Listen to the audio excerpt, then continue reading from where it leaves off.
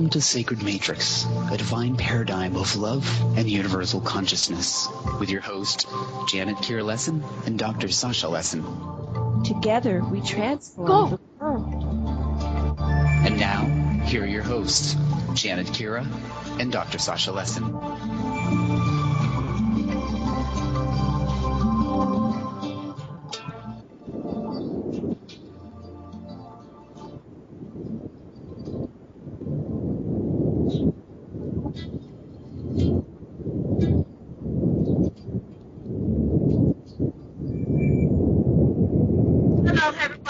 Welcome to the Sacred Matrix on Revolution Radio at freedomslips.com. And I'm your host, Janet Kira Lessan, with my co-host, the incredible Dr. Sasha Lessan. And today we have with us Monique-lassan. And yes, it's very close. We are Lessan, and she is Lessan. And no, we're not related directly, but we're probably kissing cousins. And Monique-lassan is a multilingual licensed private investigator with over 10 years of experience.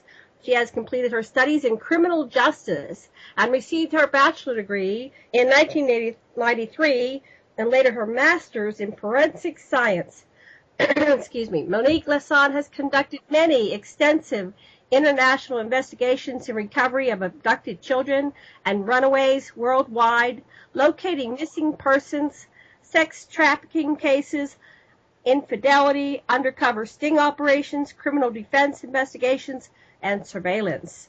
As a private investigator, Monique has worked on civil and criminal cases for attorneys in San Diego, Los Angeles, and Sonoma counties.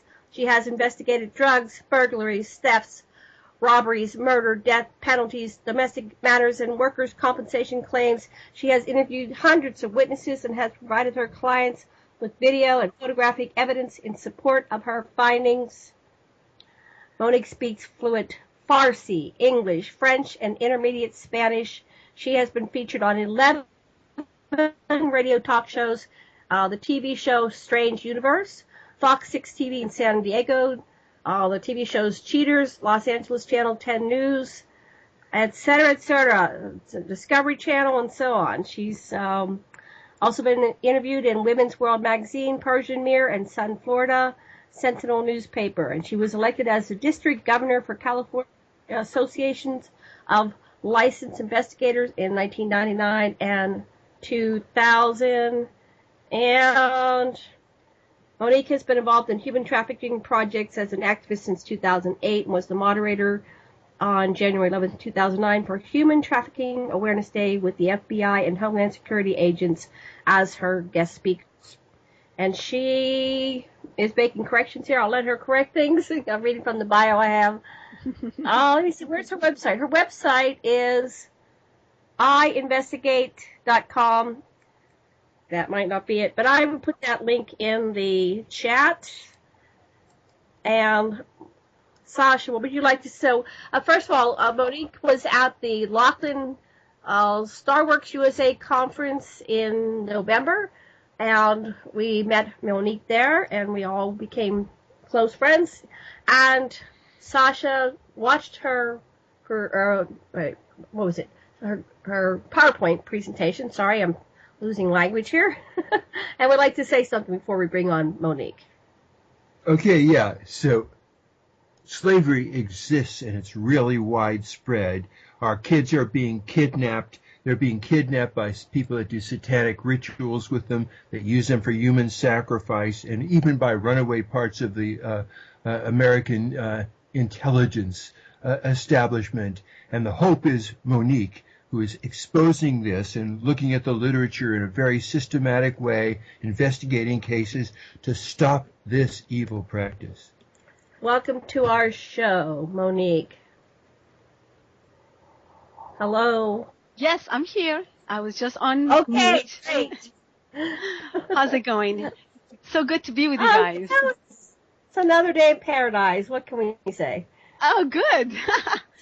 I'm just waiting for you guys to invite me to Maui, I guess. That's where you are, right? Oh, yes, we're in Maui, and anytime you want to come, we'll set it up. Just make sure we're here, because sometimes we're there.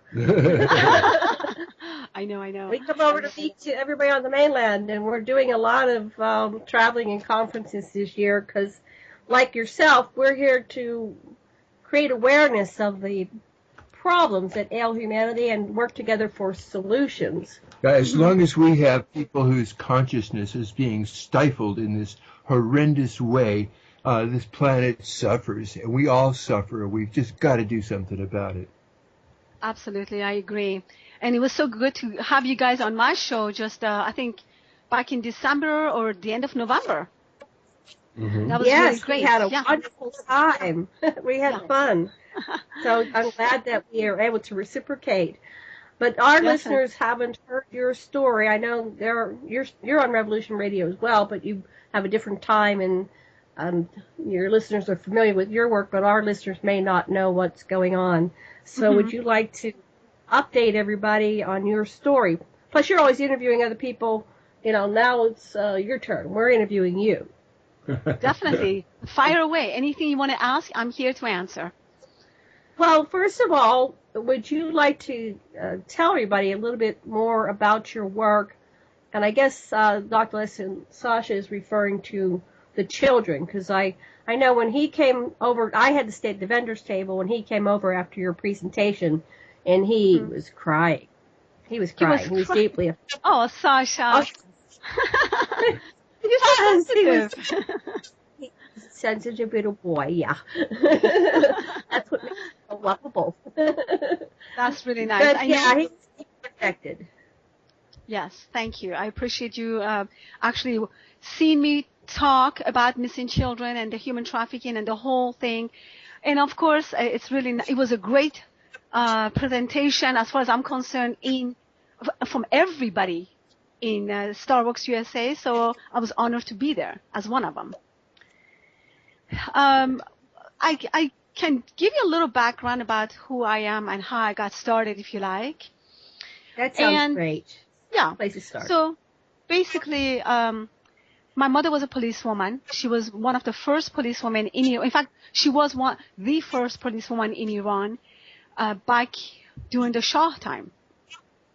Mm-hmm. And she was herself kidnapped when she was 13 years old by not aliens, not by criminals, by the gardener. And interestingly enough, my grandmother never took her back because she was taken, and she just considered her gone. So at age 13, she ended up being with this man who was only 14 years old himself, and by the age 16, she already had 2 children. Wow. And she divorced him. She went to the king's sister's palace, and we have a little bit of sound coming from somewhere. I don't know what it is. It's coming from. Okay, I'm not hearing here. But let me try to work this sound. It might help, and Sean can help us.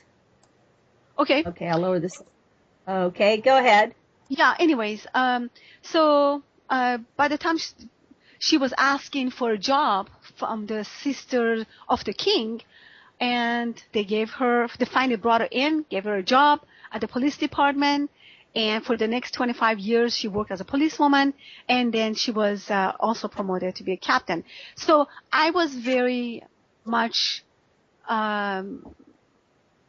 was my mentor, she was my everything. And I got to really be in law enforcement because of my mother. Mm-hmm. So, I used to live in Iran, then I moved to France with my mom, and from there, after several years, I went to French private school, studying French as my second language. And then I moved to United States when I was 16. And I've been in Southern California for many, many years until I moved to Barcelona. And I got my degree in criminal justice and then later on in forensic science, as you said, because this is my passion. But before all of these things happened, something terrible happened to me back when I was about 19 years old. And that's when I got kidnapped. Wow. And my abduction had nothing to do with the aliens or anything else. It had to do with a very rich individual from Beverly Hills. He was actually Persian. He lured me into his Rolls Royce, telling me that what I wanted to hear, basically, and that he said that he wants to paint me. He was a very famous painter, multimillionaire, off of Robertson. And I believed him. He kidnapped me for many days, abused me, and I was gone. I was gone from the safety of my home, and that's when I vowed to myself to A, escape, and B, to never allow another child or young adult to ever experience what I've experienced.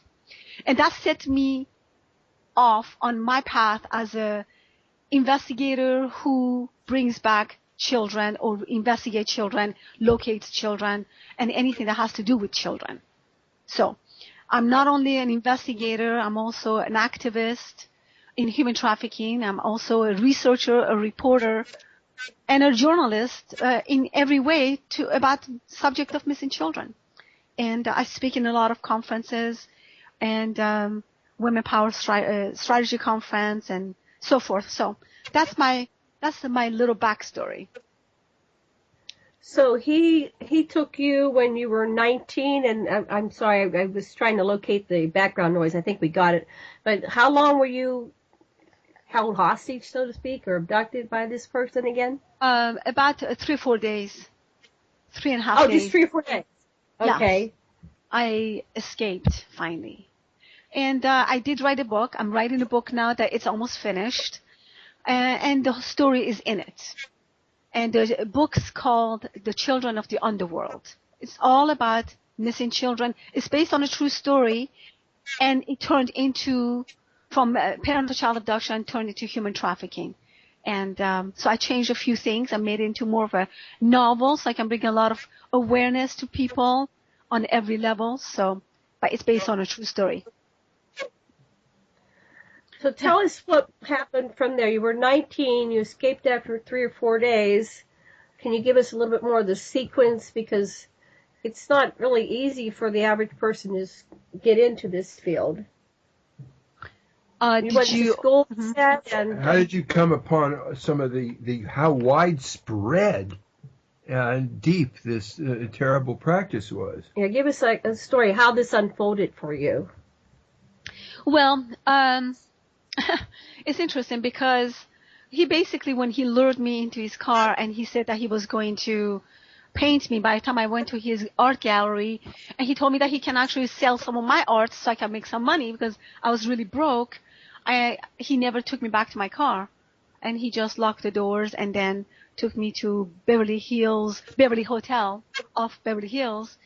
And from there, it was just a lot involving a lot of alcohol, and I don't even drink alcohol even now, but mostly because he gave me so many, and I started dumping him. When he went to the bathroom, I wouldn't drink it, and he just basically, I got poisoned by the alcohol, and that's basically what happened. And so I escaped, and I don't want to give it away because it's in my book. Okay, so now you can tell us how you escaped. We'll have to read the book, but you did escape. Yeah, I did escape after 3.5 days. And by the time I went to my car was gone. They towed it because I was parked by some frozen yogurt shop because I wasn't planning on going anywhere except getting the frozen yogurt and go home. And so 3.5 days later, my car was towed. And so I really just vowed that I will never ever go through this. But I don't consider myself a victim. I'm a success story. And in fact, in 2010, I started a program called Teens Against Human Trafficking, which is a program at the Hillsborough High School here in Sonoma County, where I spoke to 25 children, they were peer coaching class, about human trafficking through films. So they can actually create 3 documentary films, and they can learn everything about human trafficking so they can teach their peers. So we took all this information, all the films, And these 25 kids spoke in front of 300 students at the Hillsborough High School. And then I got them on television, and then I got them on the radio, so they got a lot of exposure. And if you go to my website, iinvestigate.com, which was correct, by the way, that's EYEinvestigate.com. And there is, you can actually see this film, one of the films, on my website, which I produced. I helped produce. Great. And, it's 3 parts, and you can see the whole thing with everything that we talk about, human trafficking. And let's see. After that, Can you tell us a little bit about the problem of human trafficking, first, I guess, in the United States, and how it affects people globally? Maybe you can kind of summarize that for the whole subject for our listeners. Yeah, absolutely. I will talk about that. But before I go there, I want to tell you that I started a nonprofit by the same name, Teens Against Human Trafficking, for several years. But unfortunately, people have tendency to take advantage of nonprofit organizations, because I started my business as a private investigator in 1993 as a licensed investigator a long time ago. It was 22 years actually. But when I started the nonprofit organization, people started, I started as a criminal investigator, but in 96, I focused on human trafficking and missing children and parent-to-child abduction. And what ended up happening is that this nonprofit, people were coming to me when they had money. They had a lot of money, but they still wanted me to work for free on their cases. Mm-hmm. And I just could not handle that. So I closed my nonprofit. Yeah. In fact, let me just kind of go through why children go missing in the first place, and then I get to human trafficking. Kids go missing. In fact, let me give you a little background. In North America, over 300,000 children go missing. That's a lot of children. And that's per year? That's per year. That's in North America. And that's out of 800,000 adults and children. 300,000 of those are kids. And much more than that, in fact. I'm kind of playing it down a little bit. And so you figure that parent-to-child abduction is one of the aspects of missing children, of course. Kids go missing because of they run away from home. Kids go missing because maybe a pedophile is abducting a child, and those children usually don't come back. They end up dead. By the way, I still hear the sound very clearly. I don't know if anybody else hears it.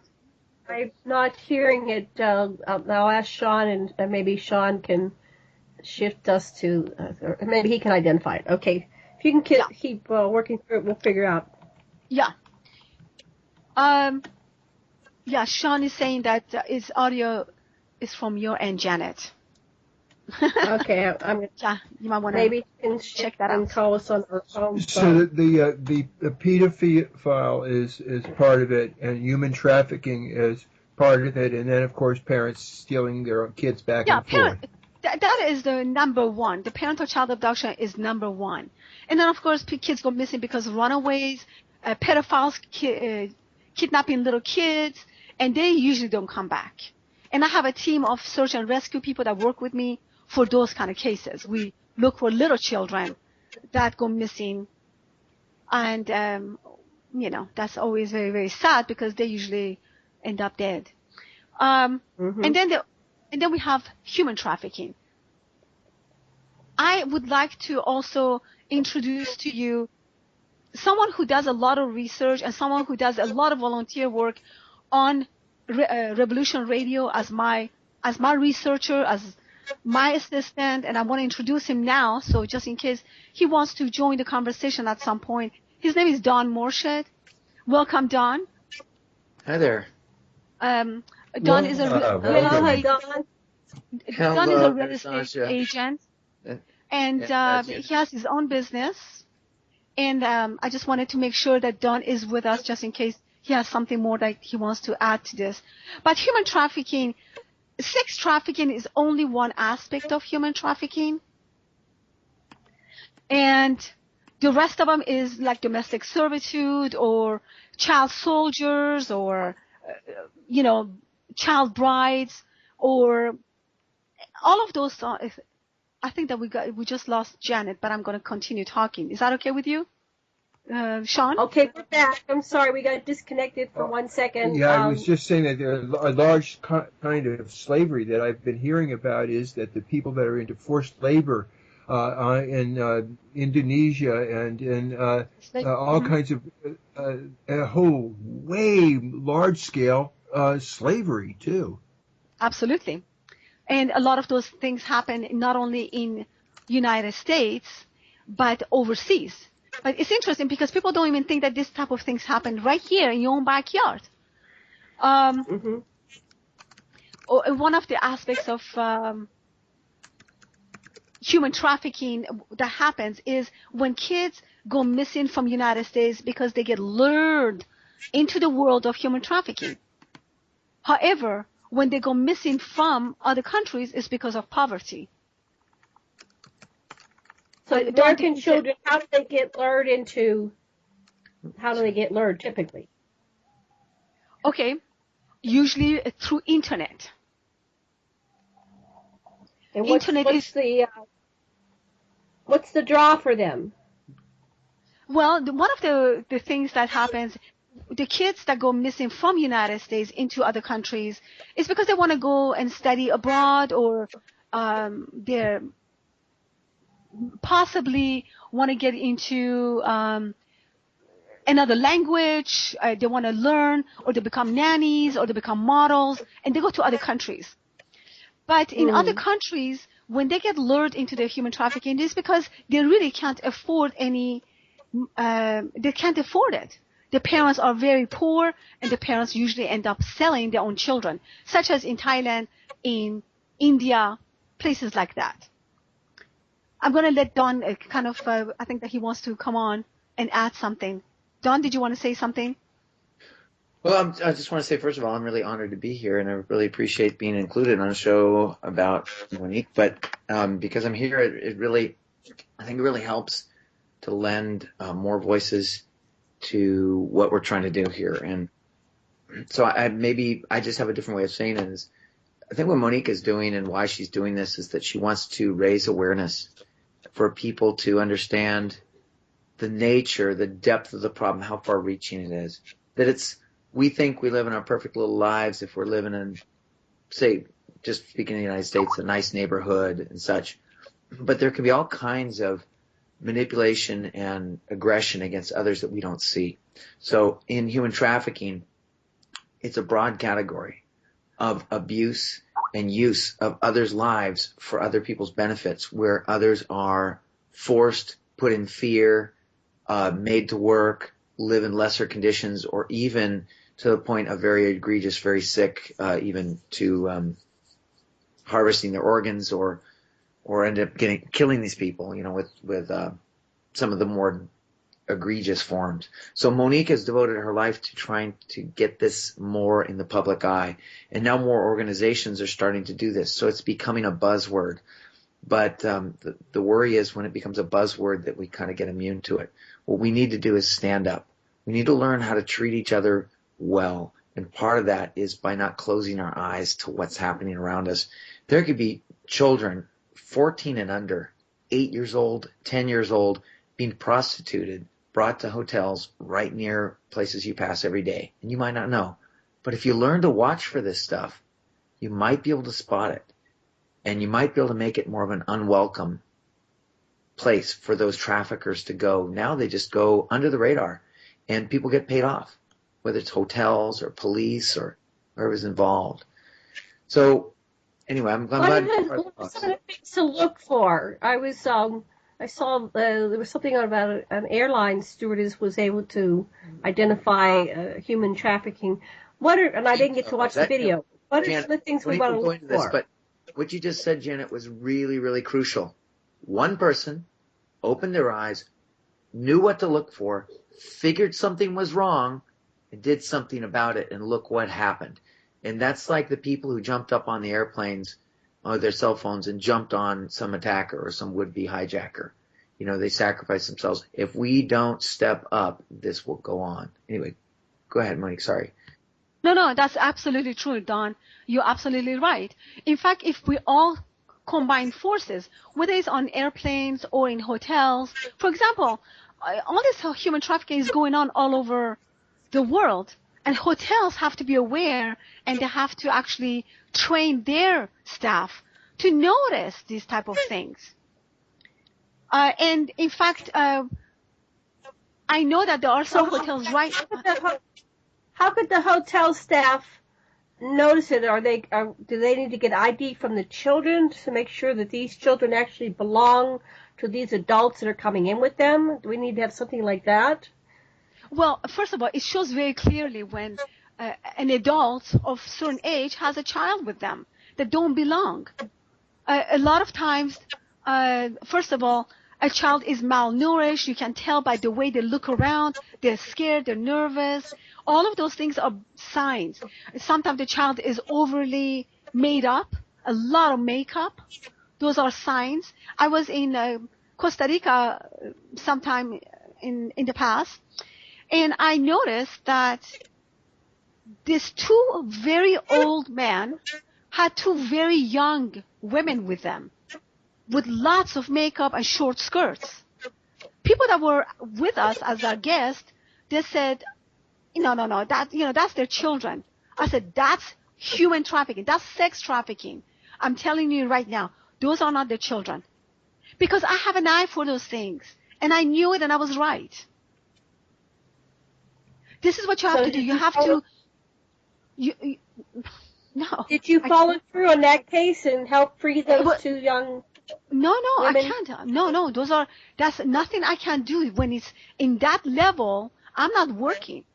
I wasn't in Costa Rica working on that case. I can just go up to some two old guys and say, these are not your children, without any evidence. I can't say, but I can tell you that I knew that there were sex trafficking victims. You need to, there's ways and times, but when you start noticing this stuff, you start to see more things around you. It's like opening your eyes, but there's the other half too. I think, Janet, Monique, is we need to teach people what they can say to their children, what to tell their children to look out for, so that their neighbors, their friends, their children don't get preyed on as well, or they look for people who are vulnerable, manipulative, easy to manipulate, who are in need, or especially girls who are desperate to get attention, to be seen, to get love, to have a father figure, to have a boyfriend with money. There's so many lures for us in society, and all you need to have is one of these in the right situation. Maybe traveling, and the girls get invited to a fancy home, and they get wine. They go to mansions, or they end up on a yacht, and then they come pick them up another day, and they trust them. Pretty soon they're on a Jeep back in some back road, and next thing they know, they're drugged up and taken off somewhere else. So it can be noticed. It's not black and white. And when it occurs around you, you have to assess if you can do something at that time. Going right up against someone can also be dangerous for you. So you have to pick where and how you report it. Wouldn't that be right, Monique? Absolutely. Plus, a lot of times the cops, the police, the law enforcement is all part of the whole gang. It might be in on it. Yes, might be in on it. And Costa Rica is one of the countries that is actually very big on human trafficking. Kids coming from Chile, they're coming from Nicaragua, a hell of a lot of them, and Panama. So you got to be very careful. This is huge business. I alone can't stop human trafficking around the world, but I can make a difference by having eyes everywhere and ears everywhere, and having volunteers. I have volunteers on every level in my investigations, in my business, people who are remote viewers, who are psychics, they all help out. But I'd say too, Monique, something I keep trying to say whenever we speak together is she needs more help, and we need more volunteers. there are things each of us can do, and it's sort of like when they developed programs where universities could use other people's computers when they weren't using them at home to get more computing power. We have more power, as she says, if we work as a team together. And if there's people willing to try to volunteer for certain efforts, it's hard to put them together. People think, I want to volunteer. Why did they ever ask me? But you need to keep putting yourself out there. But there's research people can do. What Monique does when somebody comes with a child who's missing is she can't go run all over the world and look for the child. So she will follow the trail and use other investigators, create a network over the network of people she knows and look through other investigators that she knows to find experts in an area and people willing to take the risk. And then she puts together a team. The problem is, it sounds great on film, but in reality, most of the people since I've known Monique, they come to her with very little money left. They've used other investigators, other people, and they burned up all their funds. And they barely have enough to put together just to pay for the team to do what they've got to do. So you can't just go run and try to follow every case with nothing. There's no way to do it. So the problem is that people who are on the other end trying to find their children often don't have the resources necessary to find their kids. And society doesn't care. The government won't. You'd think the government would pitch in, but police are overworked and understaffed. They don't really follow up on a case until you bring them a new lead. You bring them concrete evidence information. Then you can use the law enforcement to go pluck the child back, right? So, absolutely. Mm-hmm. And this is a big business. Actually, human trafficking is the third largest trafficking criminal enterprise in the world, after, of course, drug trafficking and weapons on trafficking. So we're dealing with a whole lot of mafia, and they are connected all the way to the top. All the way to the top. Human trafficking is allowed to happen. It doesn't just happen. You know, Monique, we've had a number of people on our show that have told us about the people from the cartel, like the Vice President Cheney and Bush and so forth, who have these slaves, women who have been mind programmed to be their sex slaves until they get to be about 30, and then they get sacrificed at Bohemian Grove. We've had enough interviews with people that have actually been in these kinds of abductions to really wonder whether you also have encountered information about this highest level of our government cabal being involved in these horrible practices with children and with slave women. Right. Actually, yes. This is also going to be discussed in my book. I talk about when I worked with Ted Gunderson when he was alive, of course, back in the 90s, in 2000, before he died. I knew him a long time, and he helped me with actually a case that I'm writing about in Singapore, and we were working on a case basically involves the highest level of people in human trafficking, and that goes all the way to satanic cult sacrifices, and it's just incredible. But he worked with Kathy O'Brien, who wrote many books, Transformation of America, basically, the transformation. And Bryce Taylor, we're talking about mind control. Like I said, these are all connected. Mm-hmm. And the Bohemian Grove, which is really interesting, is not that far away from here. It's about 20 minutes from my house. It's unbelievable. And every August, there are helicopters that bring people in and drop them in the Bohemian Grove. These are sex trafficking victims that come from Ukraine, Moldova, Russia, and third world countries. It's just unbelievable. And this is a first-hand experience that I had working with Ted, and he had undercover people that were in Bohemian Grove. I'm going to let Don actually add a little on something interesting that he knows. Yeah, well, one of the things I'd like to tell people is we always hear these amazing stories. Oh, everything goes on at the Bohemian Grove. What you need to realize is that there's a lot of members, and not everybody knows what's going on in each different area. If you're talking about, there's definitely prostitutes flown in from all around the world for the Bohemian Grove in Guerneville. They put them up in places in Guerneville so that the men who, not all men, some men might be very loyal to their wives, go to the Bohemian Club and all that, and just think of it as a club. Others, the super wealthy, the mega wealthy, can go there to let their hair down and be hidden by their staff and such. So they bring these women in for thousands of dollars a night. But the point is that different people behave on different levels. So not everybody at the Bohemian Grove is complicit in this.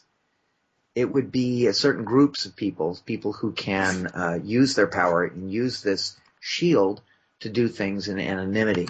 So, yes, this does happen. I'd say not everybody at the Grove is participating.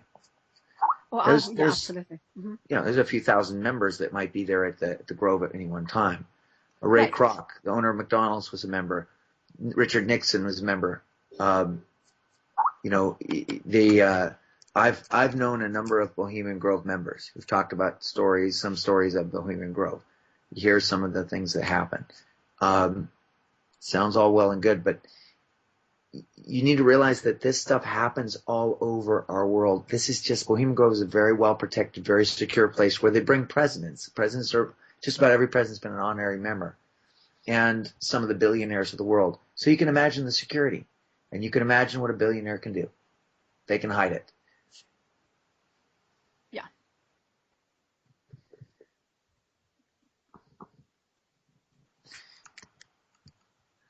Janet, are you there?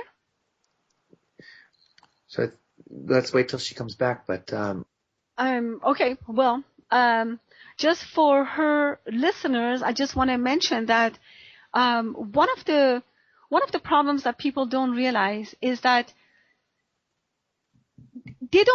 when they get to travel around adults and whoever is sitting next to them, that's what people have to start paying attention to.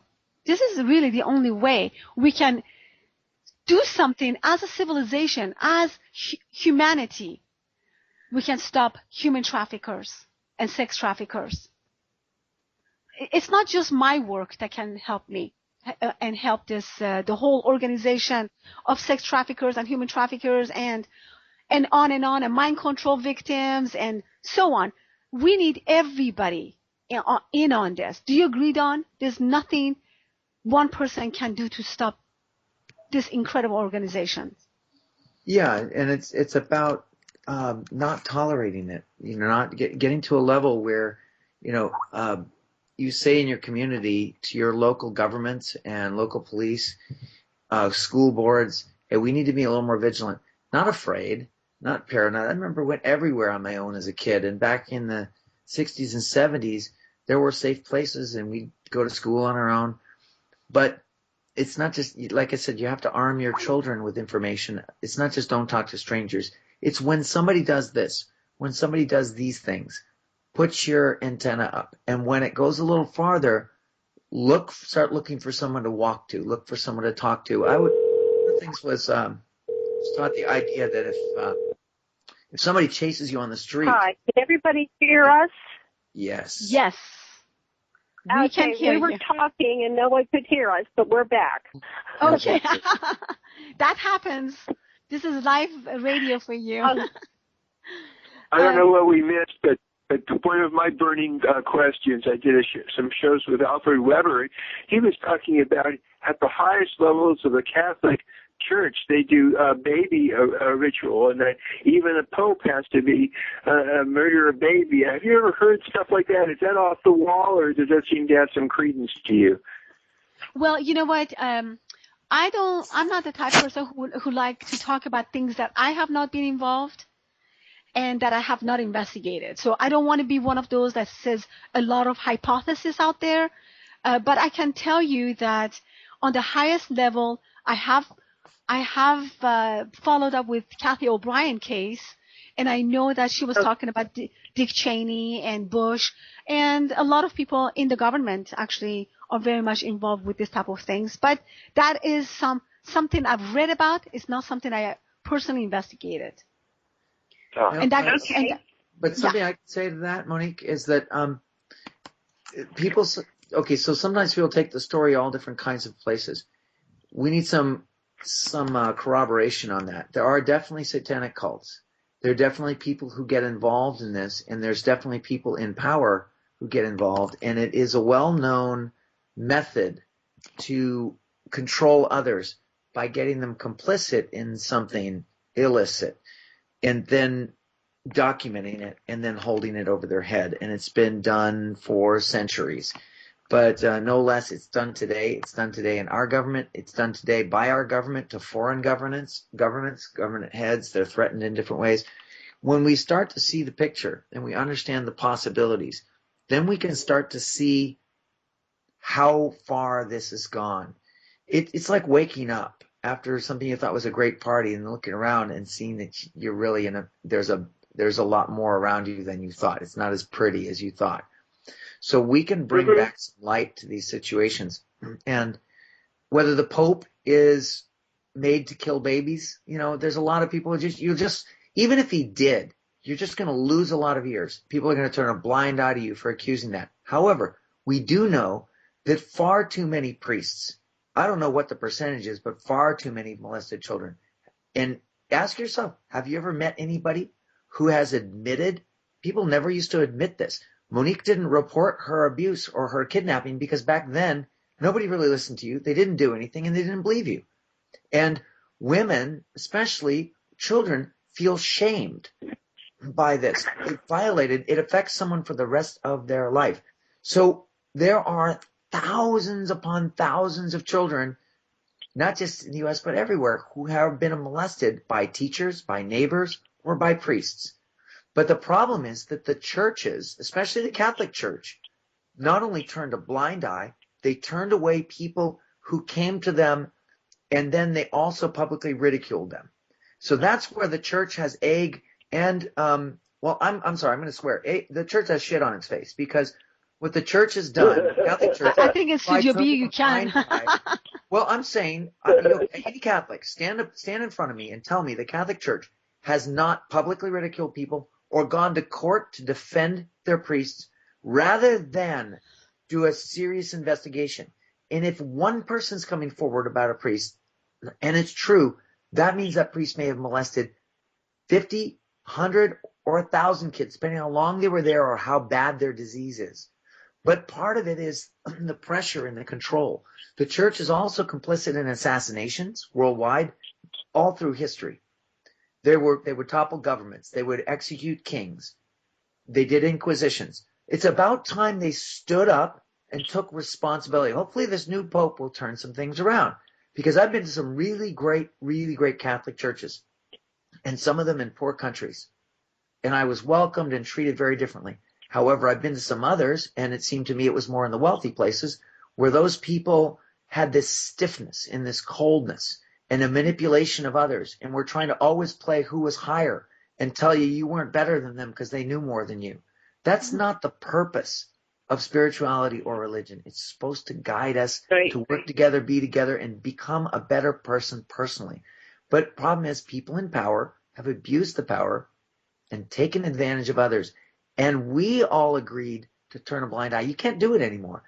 Now, one person came forward about a priest, and finally they broke the ground. So many people took the beating of society by coming up and accusing priests and everybody else ostracizing them, that finally now that stigma's gone. And look how many people have come forward. When one person accused a priest, then you get 20 or 50 people saying, yes, when I was 16, when I was 15, that guy did it to me too. We can't turn a blind eye to that.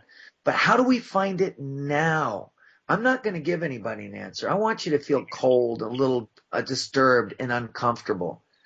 Because if you go to deeper levels of sex trafficking, when they've used and abused and bruised these kids till they become adults and they're strung out on drugs and they can't use them anymore, and you go to the hospital for an organ transplant, it could be a used up, dried up person or a threatened person where they took them off, killed them, put them under dry ice, took their eyeballs, took their skin, took their liver, took their kidney, took their heart.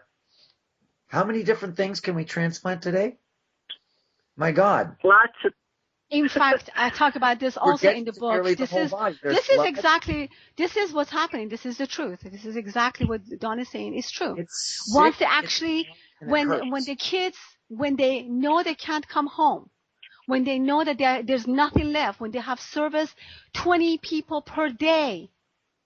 For 20 there's years? nowhere. Well, no, they don't even last more than a couple of years. Are you kidding? And for a couple of years, that you're already old, you're already done with.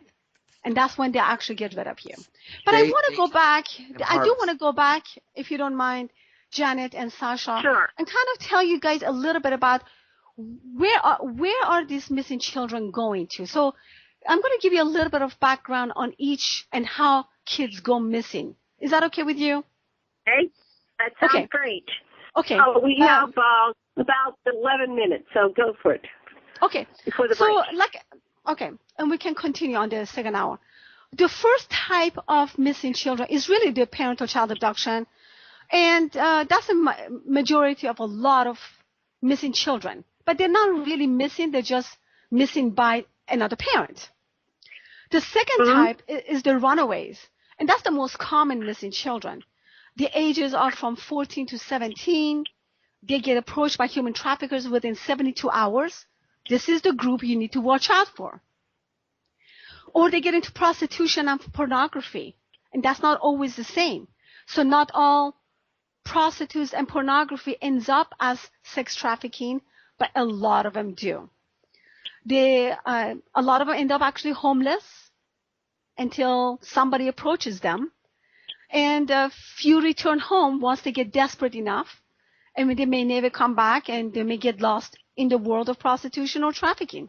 So this is a very important aspect of missing kids, or this group, the runaways, the 14-year-olds, the 17-year-olds. I work on this type of cases a lot. The third type is missing by strangers, which is sometimes your own acquaintances and family members, relatives, kidnap the child. I will give you an example, which I actually talked about at the presentation. The little João from São Paulo, Brazil, was kidnapped by his own grandfather. And he sold him to adoption organizations, which is part of a huge human trafficking organization in Venezuela. And they sold him to a couple in Israel. So a lot of adoption organizations actually, it's a big part of human trafficking. And foster homes, foster children, foster organizations. Be very careful about that. Because Daniel Sheehan was talking about at the Architects of the New Paradigm this past weekend, which I went to. He was talking about the Native Americans, I think the South. So how do you say it? South? That's Sioux. Yeah, Sioux. Yeah, Sioux. Okay. These children are taken from Native Americans and taken to foster homes and adopted by white families. From that point on, over 200,000 children have gone missing from Lakota. And he's investigating that with his investigators. He's an attorney, and he worked with the other attorney, and the attorney said, what are you doing? You're on the wrong side. You should be on this side because you get about $300,000 for each child. Wow. That's amazing. That's big business. That's why people are in this business. And that's one person getting $300,000. That doesn't mean that by the time you paid the whole tree, there's a whole profit of an industry and people living off this. In some countries, the source countries are very poor. People will get much less, a couple $100 a kid, but they'll sell multiple kids. They'll go gather or get multiple kids, and then they'll pay their people who bring them to them. And we're talking about networks. So adopted out, do they end up being okay, or are they getting adopted to families that abuse them? Or worse? Or worse, yeah. What do you find is actually, happening? They have not found these children. This is what Daniel Sheehan has asked me when I was in Laughlin. He actually approached me with this, and his wife Sarah asked me if I want to join their search for these missing children. It's a huge business. It's in Lakota. I think it's where is it? Don, do you know? It's in South Dakota, is it? I believe so, but I could take a look. I'll try looking it up. In any case, so they're working with the attorneys and finding out where are these kids. But what we know is that these kids are taken from Native Americans to foster homes, and then they get adopted by white families. But why would white families really want Native American children? Who are these white families? Yes. Who do they work for or with? So this is the big question. We don't have an answer for that. I'm just sharing this with you, and I know that Daniel Sheehan is working on this. Wow. Okay, so we don't know what happens to the children. Nobody knows. It is a big open investigation at this time. I've got your answer on the Lakota Sioux. And yes, they're a tribe who live in the northwestern plains of North America. And their culture and language, history of the tribes, it's a group of tribes, the Sioux family of tribes. And this includes tribes that live in Minnesota, eastern, north, and South Dakota. So exactly. So it is South Dakota, yeah.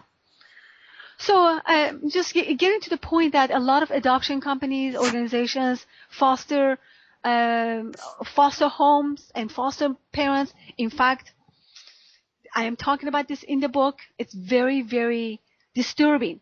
It's hard to write the book, let alone read it, I know. But just like Dawn said, you can't sugarcoat this. You have to, just like Kimberly Gamble at the Architect of New Paradigm says, you have to feel it to heal it. Yeah. You have to feel it to heal it.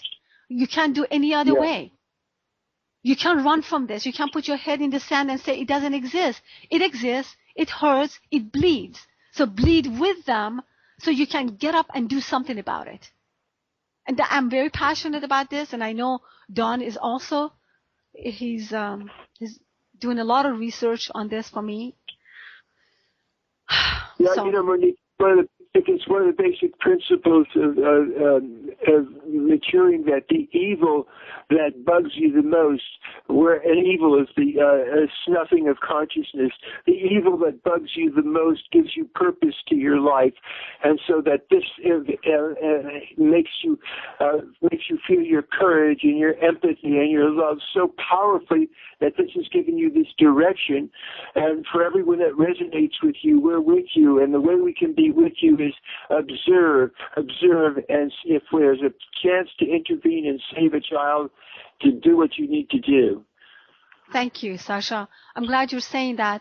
And honestly, I'm going to talk about the rest of the stuff after the break, but at this point I wanted to say what I need is help. I need help from everyone around the world to help me, help yourself, help your child, help all those kids out there. This is an effort that is worldwide effort. I can't do it by myself. I need volunteers everywhere. People like Dawn. People like yourself. Yes, Dawn. Mm-hmm. So I found something here that's written about the Lakota Sioux thing, and if I could read a couple of paragraphs. Yeah, go ahead. Okay. Just a quick one.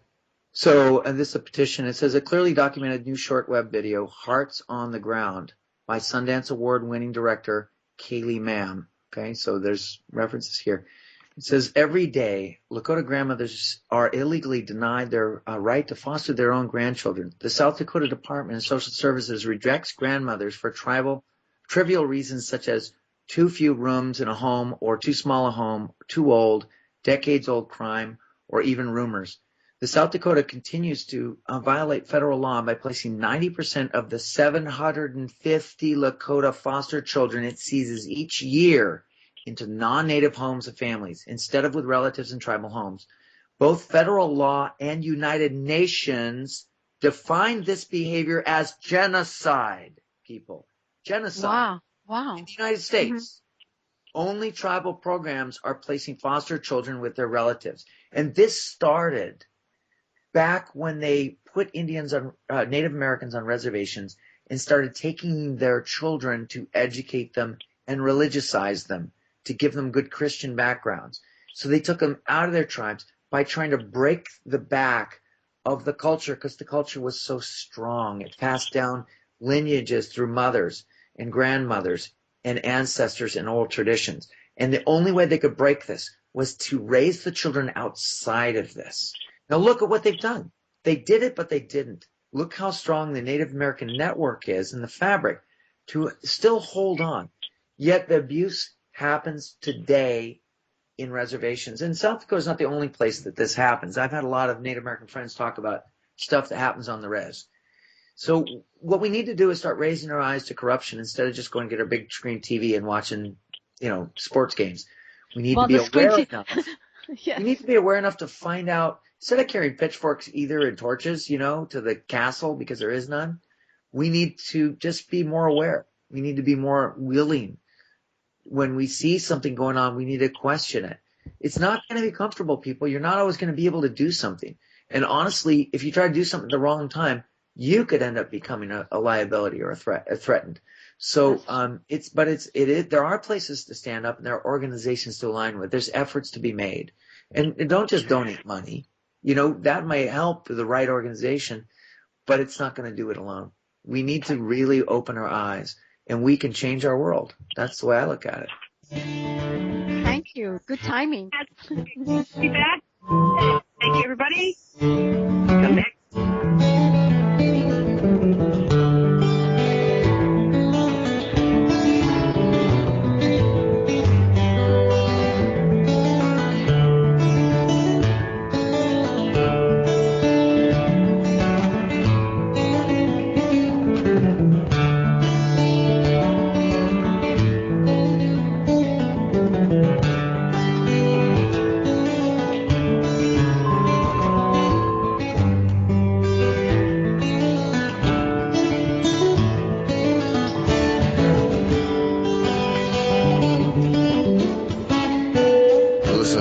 Radio at freedomslips.com, and we'll be right back after this message.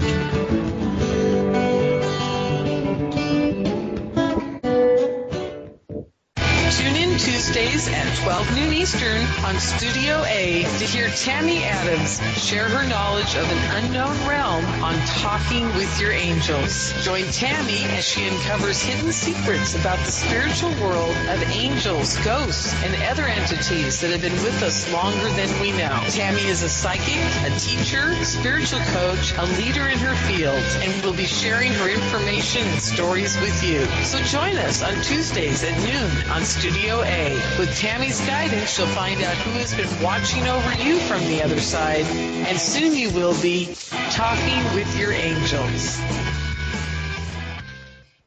The opinions expressed on this radio station, its programs, and its website by the hosts, guests, and call-in listeners or chatters are solely the opinions of the original source who expressed them. They do not necessarily represent the opinions of Revolution Radio and freedomslips.com, its staff, or affiliates.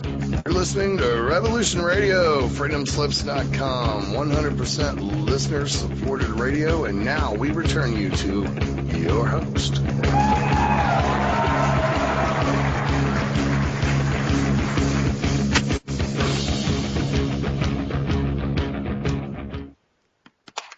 Aloha and welcome to Sacred Matrix on Revolution Radio at freedomslips.com. I'm your host, Janet Lessan, with my co-host, Monique-lassan, and we're here with Monique and Dawn Morshead, okay? And we're talking about the child trafficking problems in the world. But before we get back to our show and then adult sex trafficking and all that stuff, we need to talk about going over to that donation button on freedomslips.com and donating what you can, $1, $5, $15, $20, whatever you can donate is greatly appreciated. And we do thank you very much for your donation, because your donation allows Revolution Radio to bring shows like The Sacred Matrix with the Lessons and the Monique-lassan's show as well as the other wonderful hosts here on Revolution Radio.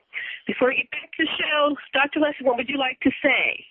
Well, I hope in this hour that we can talk about one very interesting phenomenon, which is the abductions in the national parks where children are sometimes returned with their children neatly clothes, neatly folded in some other location. And I know that you mentioned a little bit about this research that was going on, Monique, so I hope we can hear a little bit about that.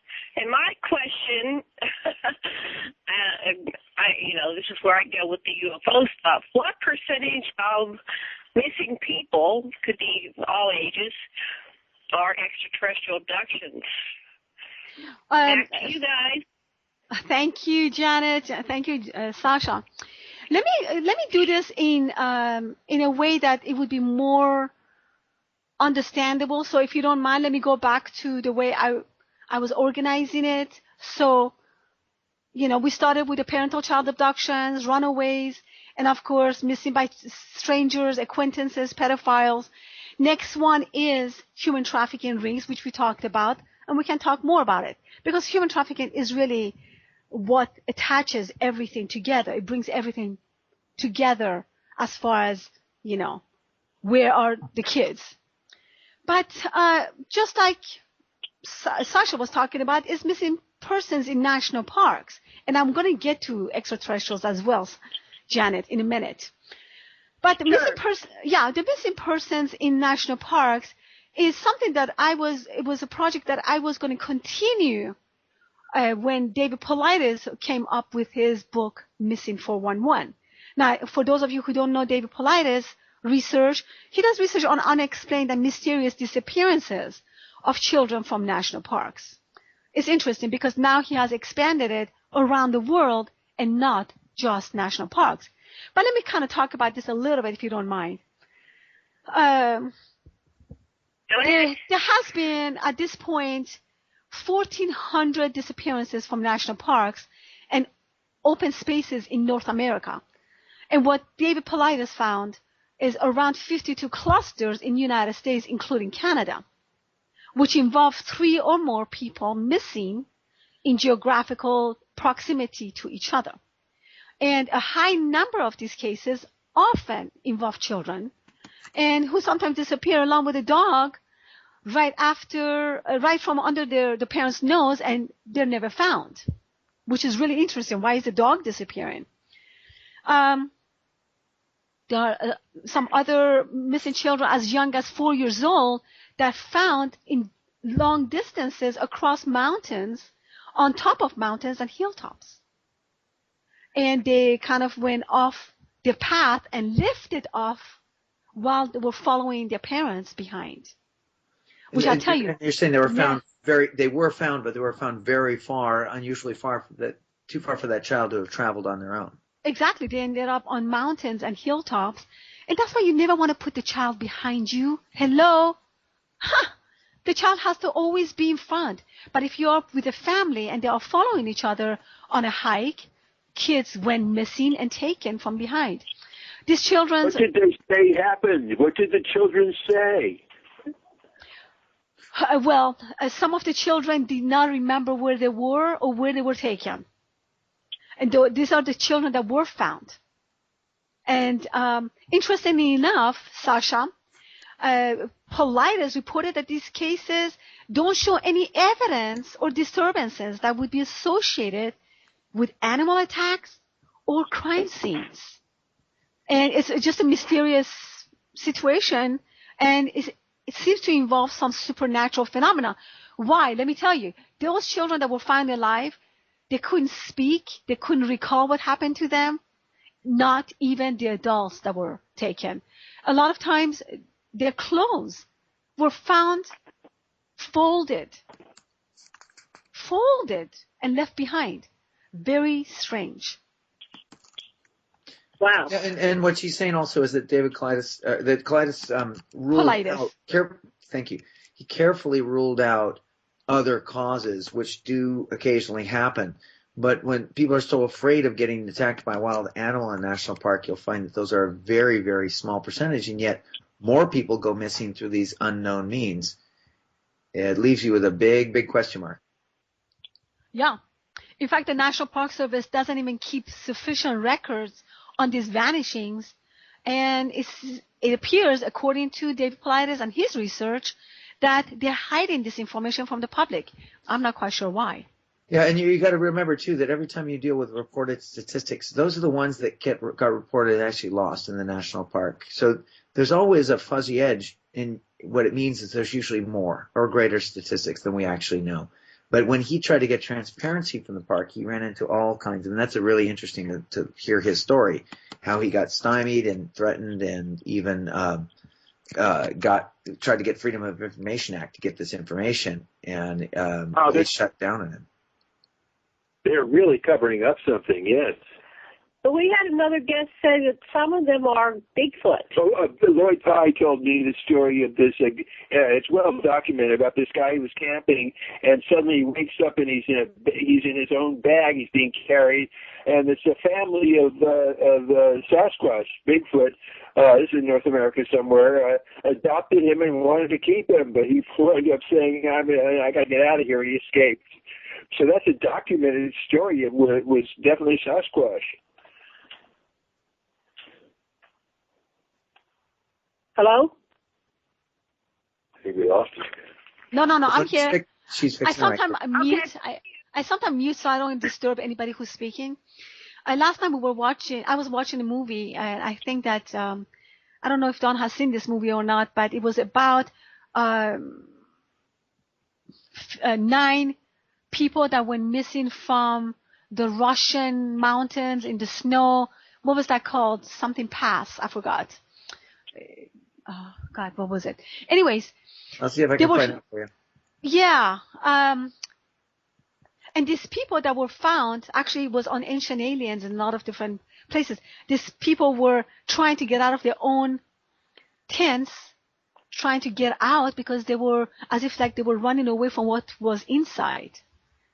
Or, anyways, the tongue was taken out and they were dismembered and 9 people dead in the snows. And what I wanted to say is that in the movie, it brought up a subject of Philadelphia experiment and that there are these stargates or wormholes around the world. That it's very possibly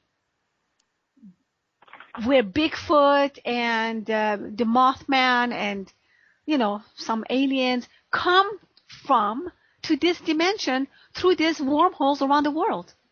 And there was a military underground base on this mountain in Russia, underground, very similar to Dulce Base in New Mexico, with this little stargate there.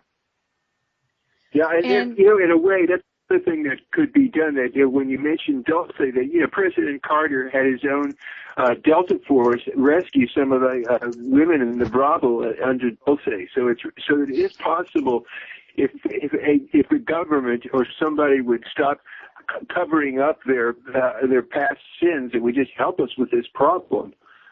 Right. Which brings me to the next subject, which is where are our children? So we covered 25% of the type of cases I do.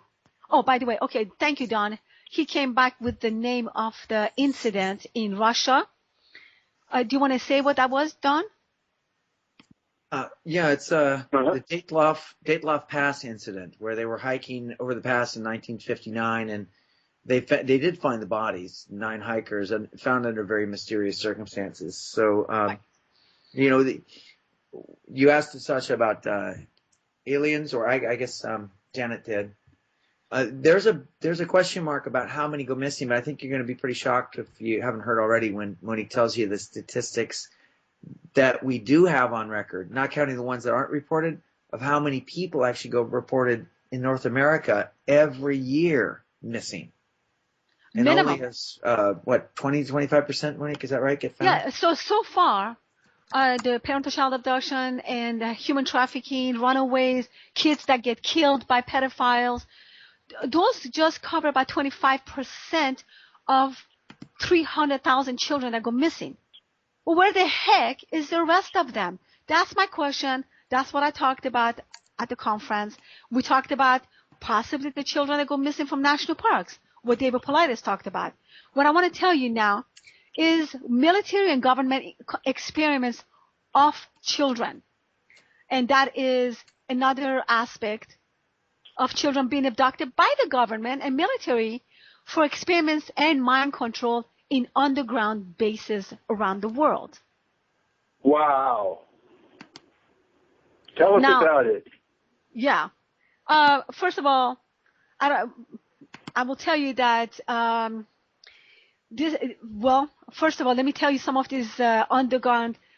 It's called deep underground military bases, also known as dumps, DUMBS, are top secret subterranean facilities located usually miles below the surface of the earth. And some of these bases, like Dulce Base in Mexico, New Mexico, Brecon Beacons in Wales, Los Alamos in Mexico, Pine Gap in Australia, the Snowy Mountain in Australia. There's many more.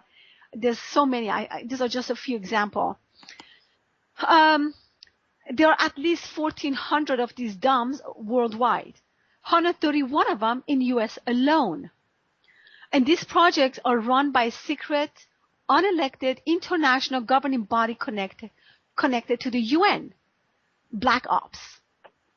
And by the way, the gray and reptilian aliens working together with the military in the underground bases is called MIEC, which stands for Military Industrial Extraterrestrial Complex. Wow. And so what's interesting, that there's a massive number of missing children in Britain. Their number is 120,000 children disappear every year without a trace. Now, here's the interesting thing that it's just going to blow you away.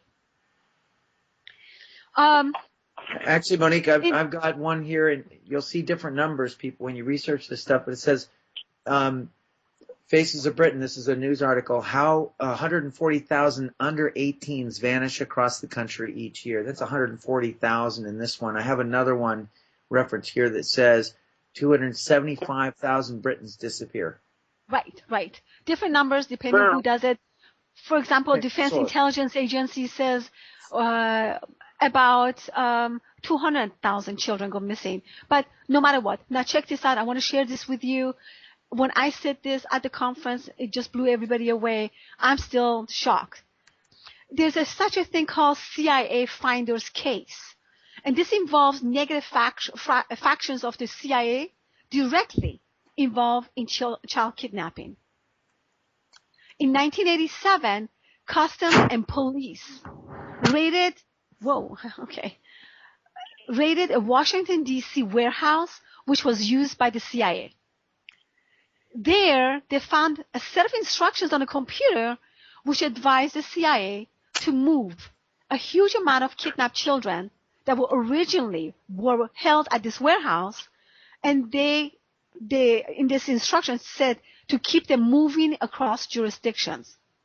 The destination for these children was instructed as New Mexico. And in 1992, New Mexico had the more missing children per population than any other state, and they had it in a newspaper talking about that. Now imagine that CIA being involved in child abduction. Why? Where did those children go? Did they take them to Dulce Base? I find that fascinating. That, the fact that CIA would be involved with kidnapping children, move them across jurisdiction, and the instruction was New Mexico. Now, we have a lot of children that go missing in New Mexico. I'm not saying where they took them. I didn't investigate this case. I'm just stating the facts. Don? Yeah, Mark Richards, Captain Mark Richards, has said basically that it was in exchange for military advantages that this joint ET military and CIA brothel was established, and a lot worse things too, including organ banks and so forth, and that it was so runaway that President Carter had to ask trusted people of his own force to go against other aspects of the same government, the United States government, that were in cooperation with these heinous operations. Right. I mean, I don't know if you heard about Phil Schneider, the whistleblower who was working at Area 51 and at Dulce base. He believed that 100 to 200,000 children that have gone missing and can't be traced and totally unaccounted for most likely became a bag of food for those aliens in underground bases. I'm just saying, you know. Yeah, yeah. Well, yeah, so go ahead. You asked me, Monique. I have a theory, and it's really strange. I've listened to some of these different shows, and in the beginning, hearing about Dulce Base, it sounded pretty far-fetched. But as it put the beast together, Jesse Ventura did that thing where he went with a crew, and they went into one of those underground facilities and went mile after mile driving a car through these things unchecked. I've seen other videos of this, so it starts to come together a little more. Then I've heard people talk about black ops helicopters and people with military uniforms with no insignia and cars with no insignia. And this is pretty common. If you look at things about Area 51, they often have unmarked cars, security as they call them. And these people have military weapons and gear. They have all kinds of sophisticated electronics, and they monitor people and sometimes take people away. Some of those people don't come back. Now the question leads, who could do that? Could it be your neighbor? Who goes and does this job and then retires? You know, there's a lot of people out there and there's very few whistleblowers. So people who are on the inside know how easy it is to track, how far they will go to silence someone. Maybe that's part of the reason there aren't so many whistleblowers, but I think there's another reason. We've learned how far they've been studying with mind control, all the way back from the Nazis, and then absorbing the Nazis and taking it farther here. We've learned about the United States government and military programs experimenting on American citizens in hospitals, taking people off the streets, from homeless to prostitutes to drug addicts, from mental institutions, prisons, literally including people who are regular citizens going to a regular hospital and putting them through radiation treatments and therapy to see if they die or not, and they find out years later. So with the mind control so well developed, if you think about it, and you see all these people missing, okay, so pedophiles, some of them, torture and satanic cults, some of them, the numbers are still too high. Mm-hmm. So it leads you to wonder with Montauk projects and mind control and brainwashing. The public's only gotten so much of a wind of that, and they know it's possible, but they don't know how possible. They don't realize how far we've come. They don't realize how much they can do with V2K technology by creating a harmonic wavelength so that they can cook your brain, they can create agitation, we can give people drugs to affect their emotions, we can drug people till they have no memory. What if they're taking these children, and they have been able to develop, so they raise them into basically these black ops soldiers? They don't have a family, they don't have a past, they don't have a history, and they're raised on one idea alone, and their brains are pretty well fried. It's possible, people. Yeah, it's very possible. In fact, I don't hear anybody talking about a whole army of people being able to be raised that could rise up or work against us. Well, this is the next subject, which is really what you talked about, the Montauk project, which is, you know, some people say it exists, it doesn't exist, it doesn't really matter. The fact that it did exist, I actually talked to a lot of people that were involved with the Montauk project. For those of you who don't know, and I think that everybody on this radio knows what Montauk. People know. Yeah, everybody knows. But anyways, there's tens of thousands of young children that were kidnapped and forced into mind control training program. Al Bielek was under mind control, was involved for many years in the secret Montauk project. And after getting his memory back in late 1980s, he came to realize that there were at least 250,000 mind control Montauk boys produced at 25 different facilities similar to the Montauk underground base in Long Island.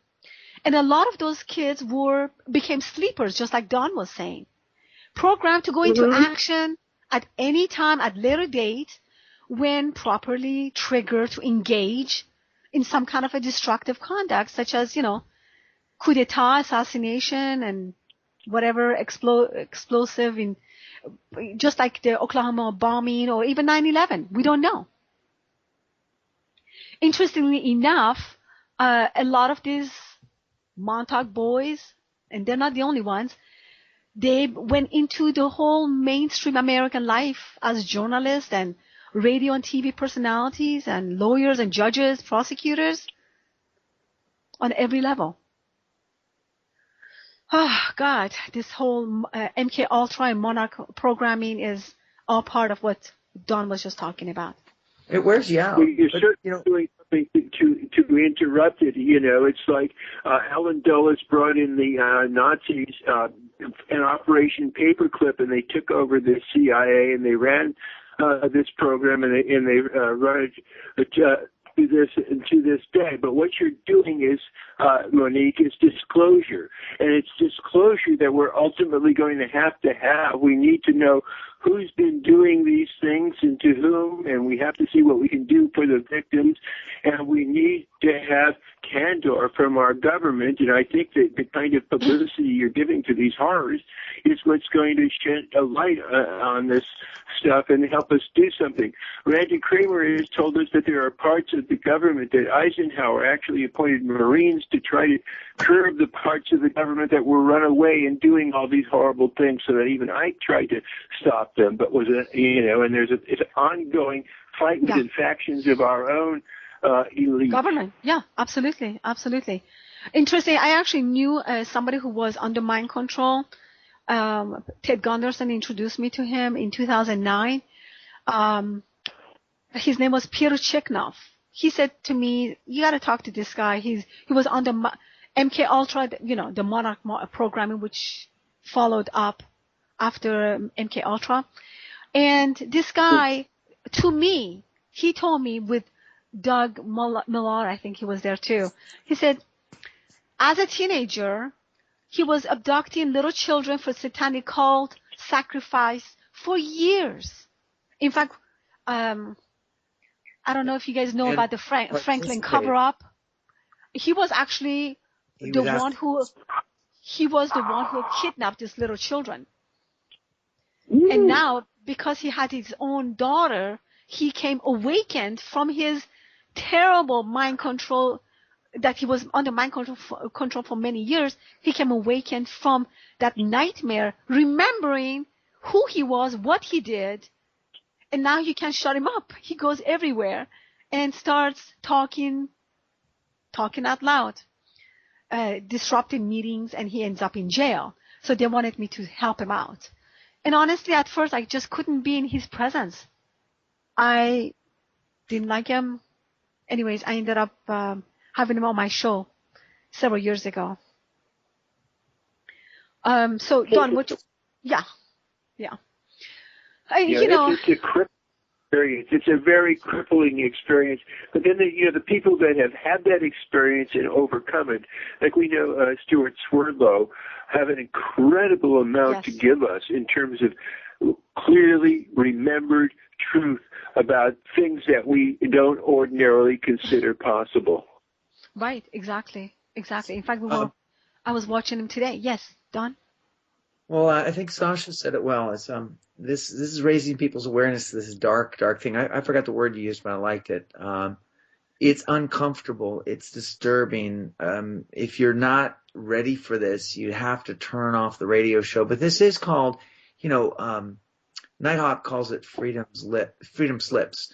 I like to call the radio station Freedom's Lips, because we're the lips of freedom, speaking freedom. And what we're looking at here is, wake up, folks. If you can't buy the Dulce bass, then don't. But start looking around, doing some research. I mean, here I've got something in front of me that's from the Wall Street Journal, and it's talking about missing persons. So on a brighter note, the number of missing persons reported each year has dropped significantly since its peak of nearly, I'm going to skip that number, in 1997.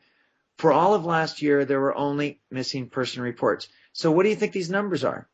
It says it's dropped significantly since its peak of nearly 1 million in 1997. Whoa! For all of last year, there were only 627,911 missing person reports. As of September 2014, there were 83,600. So you're getting, this is the National Crime Information Center, the FBI's National Crime Information Center. When I looked it up before, Monique first told me there was 800,000 being listed by the FBI. Yeah, that's adults and children. And children mixed, right. And what it says here is, now you're going to see different numbers, but wake up to the frickin' numbers, people. You mean, this isn't 25 people or 25,000, okay? So, you know what I find interesting, if I can interrupt you for a second? Sure. A lot of children also go missing from kindergartens, just childcare centers. Now that is amazing. Who would want to get involved? We used to put them on milk cartons, but nobody, not everybody buys milk anymore. We don't have so many milk cartons. So I remember a time when they were trying to make people aware how many kids are missing, and nobody cares. Like, oh, what am I going to do? It's in Iowa. And then pretty soon when they're all over milk cartons, oh boy, boy. They had to put Chaucer, one moment. They had to put a face on it for people to care. Go ahead. Sorry. I'm sorry, you guys were both talking at the same time. Oh, just one of my girlfriends was dropping her kid in Southern California up, off the nursery school, and turns out that all these kids were being taken and doing child porn with each other, and then returned, and the guy that did it got accused and got off. That's what happened. So did you say Southern California? Yeah. Mm-hmm. Well, I also the underground tunnels of Mike Martin preschool, if you remember that incident. Yeah. And again, I don't know if a lot of people, they know or not, but it was 6 years in duration and one of the most expensive, in fact, $50 million, how expensive it was, and there was no convictions. And what's interesting about Mike Martin, and this is not the only one, watch out for the preschools. Because that's where it happens. Right. But this is in 83, 84. There was satanic ritual abuse involved. 360 children were eventually diagnosed as having been abused. And a lot of these children were taken underneath the tunnels, and they were leading to like nearby buildings and loaded into vehicles and sometimes taken to other locations, even by hot air balloons and trains and flights. I mean, I'm talking about 360 children testified. They talked to them. And this is crazy, yeah. So and hold on, I wanted to kind of tell you a little bit about this one still. These children, a lot of them were subjected to pornography and sexually abused. And by the way, they were taken to above ground rooms. So they would go underground chamber and they would be brought up to some kind of to the room in another street, another building, another room in the center. That's unbelievable how these tunnels were created and connected to each other underground. Who would do that? Children are the most vulnerable. Yeah. So here's I got some statistics for you from actually this exact same article, and this is a little bit shocking. It says children and blacks make up a disproportionate percentage of the missing persons reported each year.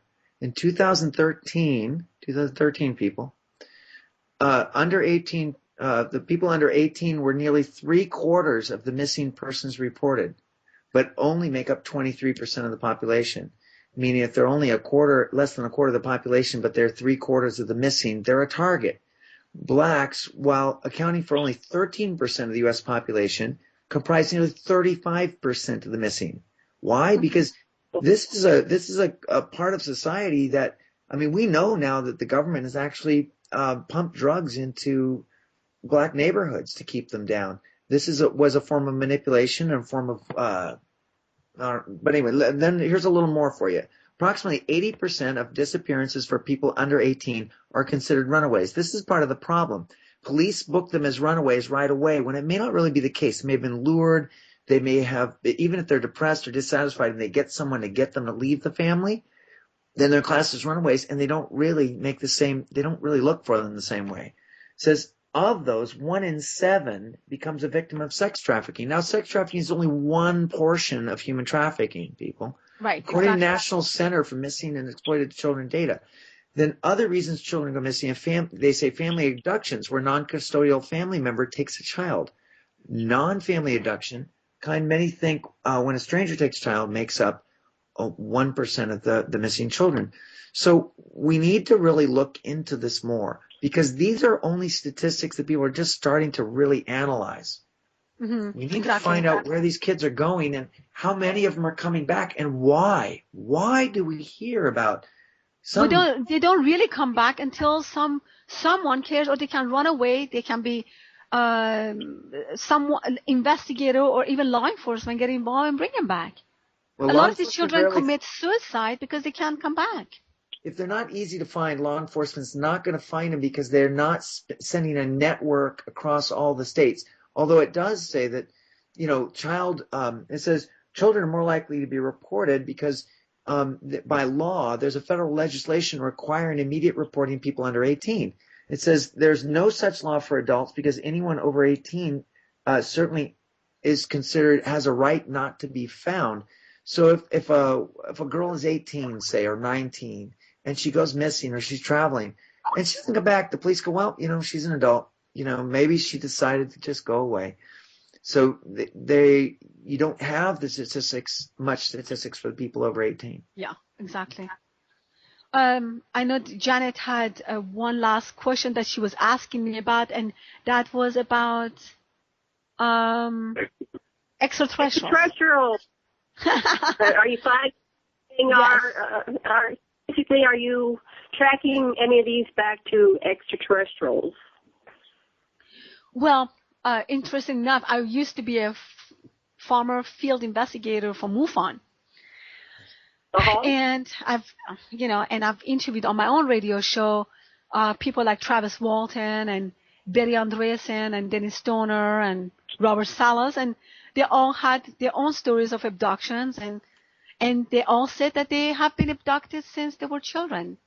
I mean, it happened since they're kids. Do they come back? Most of them did come back. Many of them, in this kind of situation, I think there are a lot of children that do get taken as a child by a beam of light, or they go through the walls. However it is, they usually end up coming back. That's what I hear. Okay, that's good. Yeah. No, go ahead. Go ahead.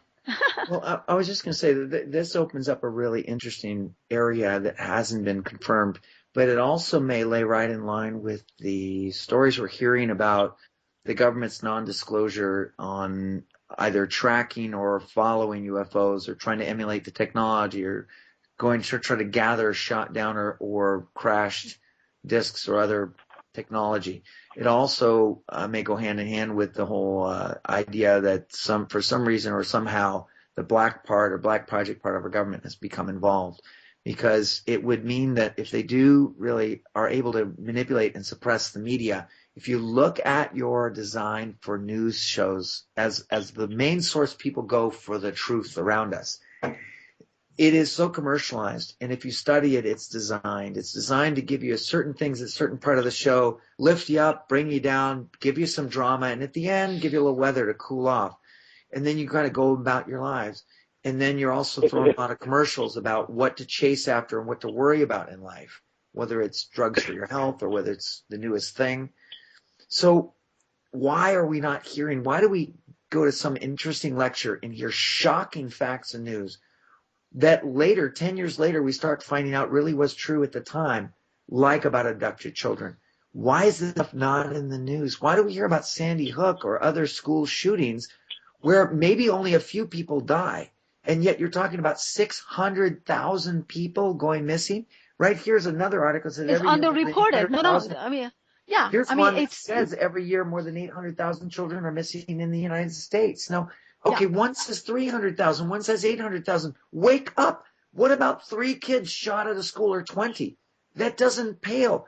If you take this statistics, 800,000 kids times 10 years, that's 8 million people. And I say, how many people did the Nazis kill? They killed specific classes. They killed Jews, gays, and some other classes that they don't even talk about. Okay, religious persuasion, whatever. I think you're 5 years. Hold on, news managed so that you listen to what they want you to listen to, and you don't hear what they don't want you to hear. I think your point is so well taken. Yeah, and I want to. I want to say that by their ears in terms of listening, shake up their mind if they resist these facts. Because that's why they're here. That's why they have people like us and other people on the show. That's why I interview people, because bringing, facts to the people. I want to also mention something that, as part of the Montauk Project, it was said that a lot of children were also going missing by using as experiments with them time travel or sending them through time. Right. What do you guys think about that? Well, I hundreds. Yeah, thousands. I am friends with Stuart Twardlow, and he's exactly very. Stuart Twardlow feels very guilty about his part in I guess it was hundreds of thousands of people went missing in the 20-plus years that he was involved with Montauk, and that's why he's dedicated his life to try to make amends. He realized that he, too, was had an implant and was mind-controlled, and a lot of the people that were involved with Montauk that did some of these things that were pretty heinous were also implanted and mind-controlled themselves. But they eventually broke free, and a lot of them dedicated their lives to getting the truth out to the rest of the world so they could be aware of this phenomenon that's happening everywhere. So I think only a small percentage, Andrew Basiago was also part of a time travel teleportation system. They used children to test these systems, for the last, since the 70s and 80s and probably even before that. Exactly. And it's because... Yeah, one of the ways that they deliberately mess the children up is they sexually assault them, and that's part of splitting their minds. Torture them is more like, it's not even assaulting anymore. It's actual sexual torture, because they can program their minds that way. Yeah, absolutely. You raise a really good, important fact, Sasha, that Monique talks about all the time. They break these people. They humiliate them. Yep. They make them fearful. They make them feel not human. They don't feel it right to live. And then what they'll do is they'll pleasure them. They'll give them food or chocolate or even mix it with trying to force them into sexual pleasure, so that their minds are so twisted that they never even want to go back to their families, because they're told if they go back, they're dirty, and they also say if you try to escape, and then they'll figure out, they'll tell who the family is, who their loved ones are, and say, we're going to go to the house, we're going to kill every one of them. They don't want to do that, but the people don't believe that when they're captured. Right. And then they watch somebody tortured or killed right next to them in the concrete hole they're kept in, and they watch somebody eviscerated or whatever it is, or cigarette burned, raped and killed. How do you think these people are going to feel like they're going to have an opportunity for escape? They break them so hard they won't. And a part of the thing that Mind Control found is when you do extreme things to people, including humiliating or societally degrading things and sexual things, and mix it with pain and pleasure, it'll break them. It'll split their personality. Oh, yeah. I mean, imagine who are those people. Also suggest. That's right. Exactly. I mean, those are the kids that grow up to do all kind of terrible things, and they have absolutely no feeling. They become the assassins. Who else can do stuff like this? Those are the same children. They're broken. I mean, and it's not their fault. I mean, they were kidnapped and forced into this type of activities. So I want people to look up something, facts. It's called, if you look up in Google, just put in facts.randomhistory.com missing-persons-facts.html. But you can kind of look up those parts, and you'll find these 48 interesting facts. I mean, I could read any one of these 48 pieces, and it'll shock you. The numbers here are mostly in the hundreds of thousands. According to National Crime Information Center, 355,243 women were reported missing in 2010, compared to 337,616 men. The other thing is, if it's a national disaster, people are reported dead after 7 years. And after 6 months, law enforcement doesn't really look for them anymore, unless they get a new lead or something new to make it like it's worth their time and budget. So these people who are gone for more than a year are most likely to be considered dead. However, if there's a national disaster, that time is considerably shortened between months to a year or so, because it's presumed they're going to show up. So when there's a national disaster, human traffickers can go into some place like Louisiana or someplace else after disaster, where people are wandering around and they're out of their homes, and all they have to do is grab people. Who's going to notice? Who's going to know? It's a great place to harvest people, is after any kind of national disaster. Internationally, it's the same thing too. Kids on the streets, people everywhere. Hey, here's some food. Come in our van. We'll take care of you. Boom, you're gone. Oh, nobody's going to look. Mm-hmm. Wake up, people. It hurts. So, wow. Well, we've got a little bit of time here, about 18 minutes. Is there anything we can do? Well, Europe's opening. Yeah. Well, you know, I have another, and I really want to, from my perspective, it's child trafficking when you have, in large parts of the world, the right of parents to give their little 12-year-olds to some other person as a bride. That's a form of slavery and child sex trafficking, too, in my opinion. I wanted to say, really at this point, the only thing that I can say to people is you have to talk to your children. A lot of things is happening right now over the internet. That's the number one way right now, really, for people to get a hold of other people in every way. I mean, people don't go down the street and kidnap children anymore, not as much. Yeah, and on ThriveMovement.com, Foster Gamble's taken a special interest in this, and we're going to talk to him and see if he might put a note up there for getting involved with human trafficking. At the bottom of his page, he's got networks to get involved with things.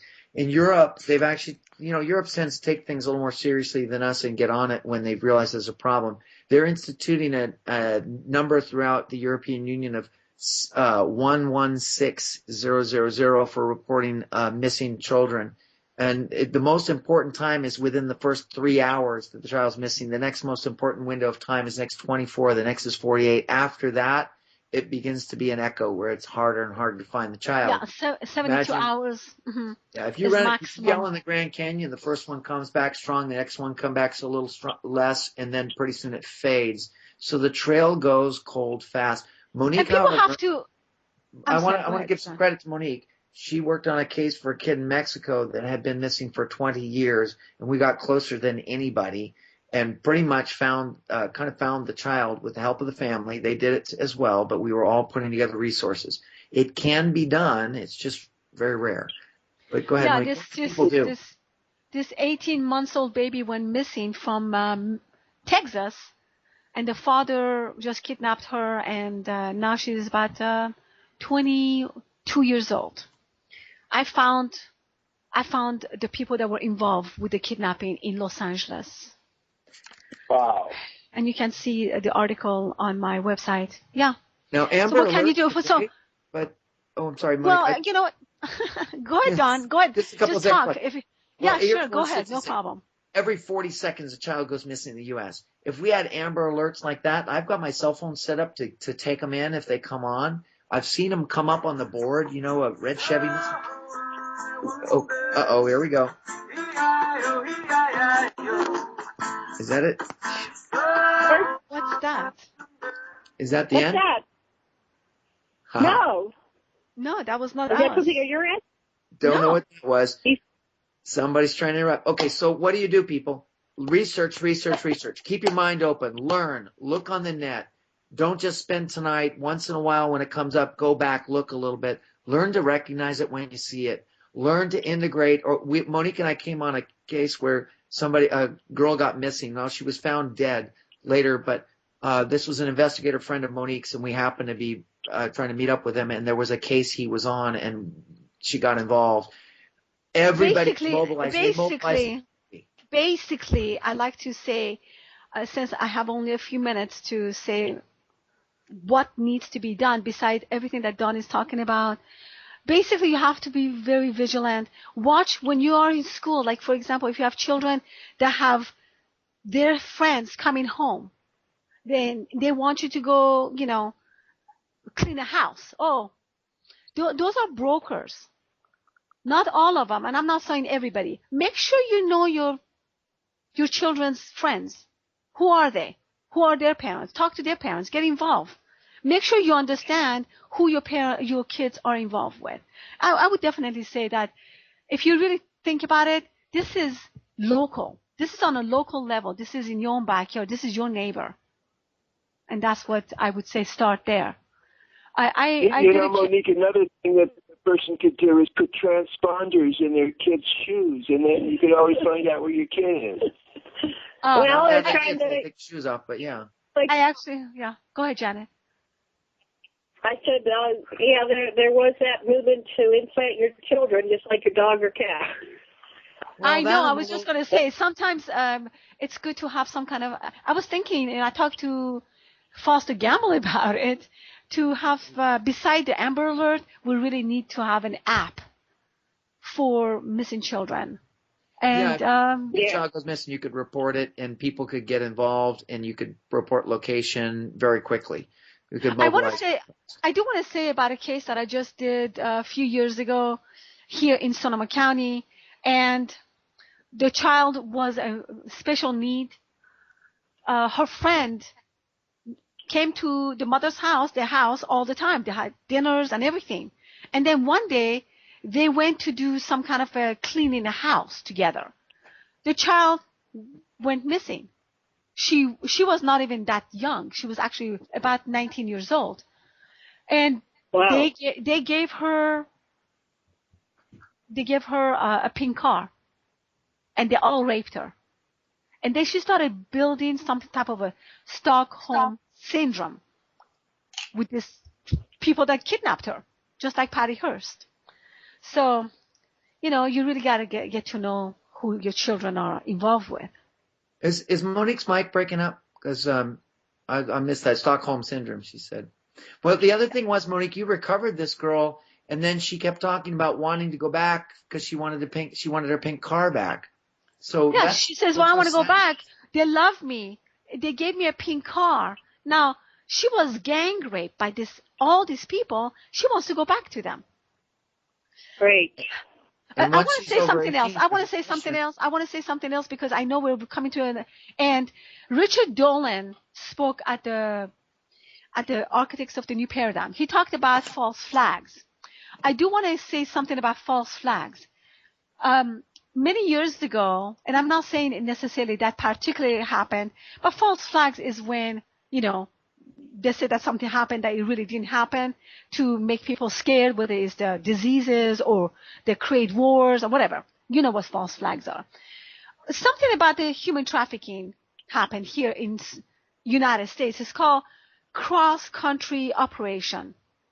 All of a sudden, hundreds of kids were recovered by DEA, FBI, local law enforcement people.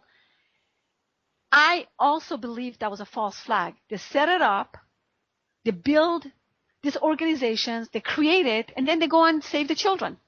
And they call, oh yeah, we did it. We did it as an organization. We did it as collaboration of law enforcement across the United States. I always thought that was a false flag. Wow. Yeah. So it's like giving some of these children back to cover for the larger scale of abduction that's being hidden. Bingo, exactly.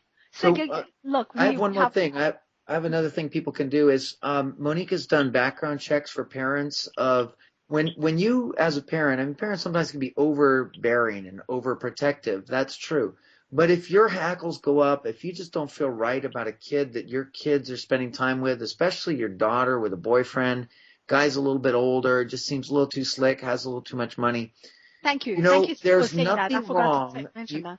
Yeah, and there's nothing wrong with this. You just got to be careful how you do it and make sure your kids don't feel violated, because it can make them spin the other way. It can make them run away with this person. But it doesn't hurt if you spend a few dollars, $300 to $500 to do a criminal background check on these kids.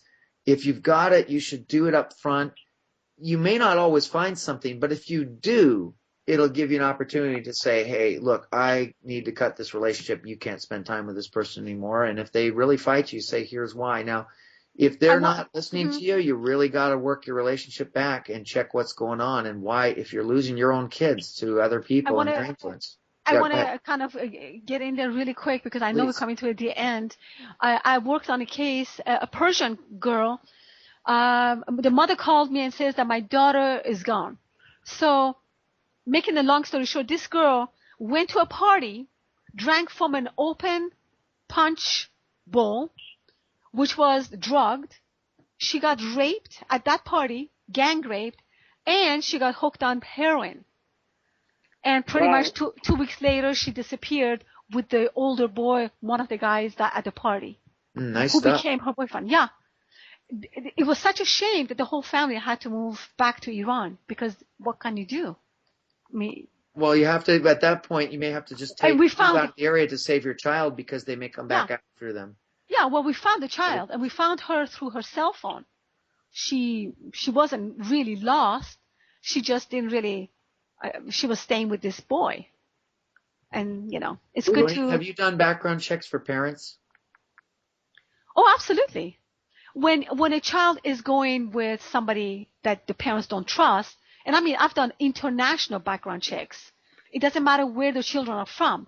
You got to do background checks on the family of the child you are worried about. And if you're really worried, you might even hire, I don't want to get parents paranoid, but you might want to hire an investigator to follow and check on your child.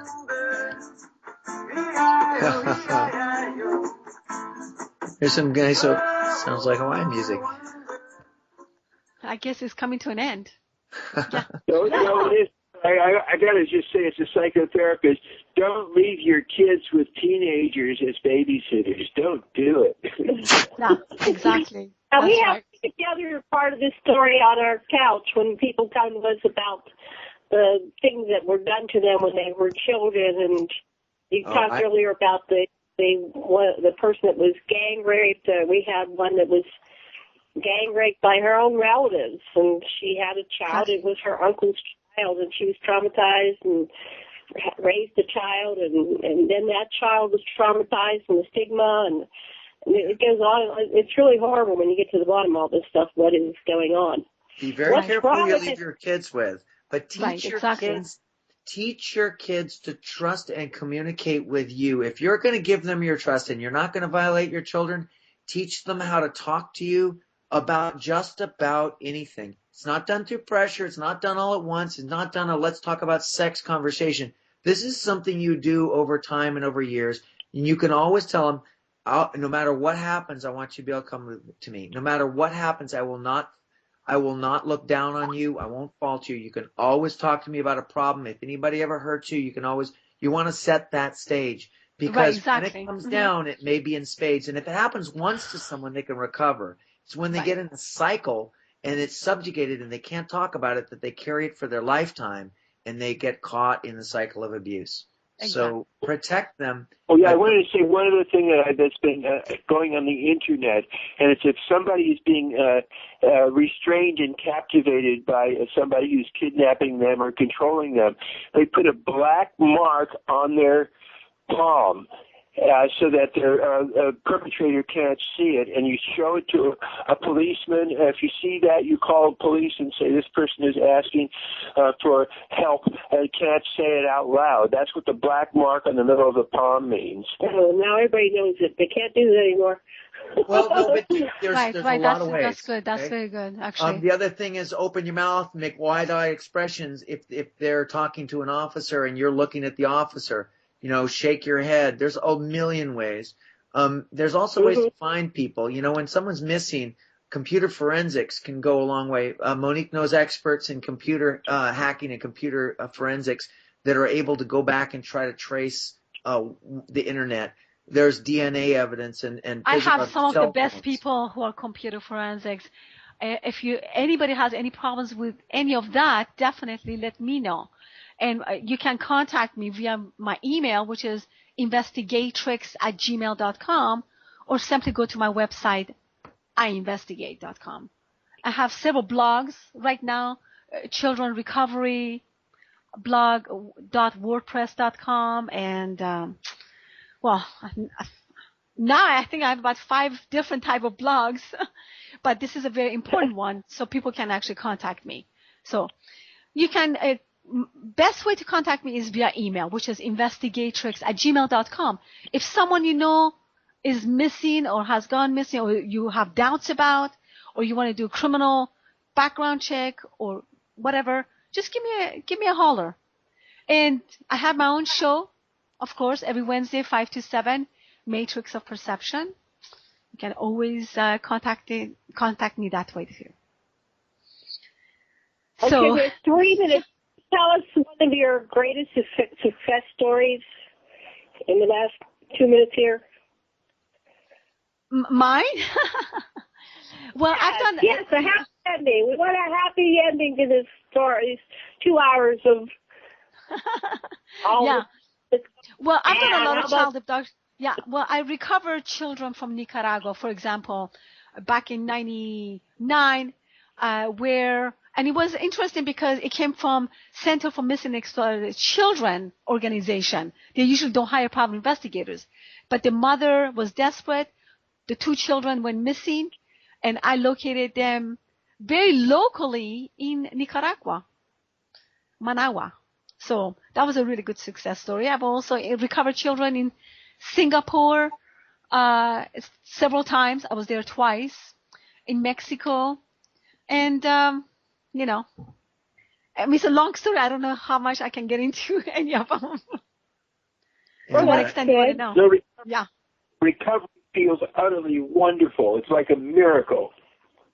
Thank you. Yeah. And if you lose a child, one of the things I'm going to say is immediately, we need better, like she said, an app, but start letting your friends know, networks, and start finding people who are going to help you as a family, help you. And one of the things you're going to need is money. You got to raise a lot of money for awareness. Don't expect the police to do it. Don't really expect them to do anything. You have to tell them what to do and get them to do it, because they're onslaught with cases. If you bring them really live, good, clear information, you can get them to act on it. And if they act well and cohesively, they can do an amazing job. But expect mistakes, expect miscommunication. You have to be the source. You have to be the drive. And if you can get others behind you, you're going to make it farther and get more done. And it does take money. Monique can't do it for free. When she did her nonprofit, she had to go still do the cases and spend the money in the flight. She had to fly to other countries, stay in hotels, use her equipment, hire other investigators. So it can't be done under a certain amount. You're going to have tools. I do have a great network of investigators around the world. Again, I'm just going to give my website, iinvestigate.com. That's EYE-investigate.com. iInvestigate is the name of my company. Don, do you want to give the name of your website? Sure. And be careful who you give your money to. I've seen people come to Monique where they've Go spent ahead, Don. $150,000, $250,000. Go ahead and give your... And the investigators Don, yes. Give your Don Morshead. If you look up SonomaMarinRealtor.com, you'll find me. And if you... It's not important. Thank you, guys. I help people buy and sell houses. Great show. Thank you both for being on our show today. Thank you so much. You're both. I love your both so. Thank you, Janet. Thank you, Sasha. Janet, thank you, Sasha.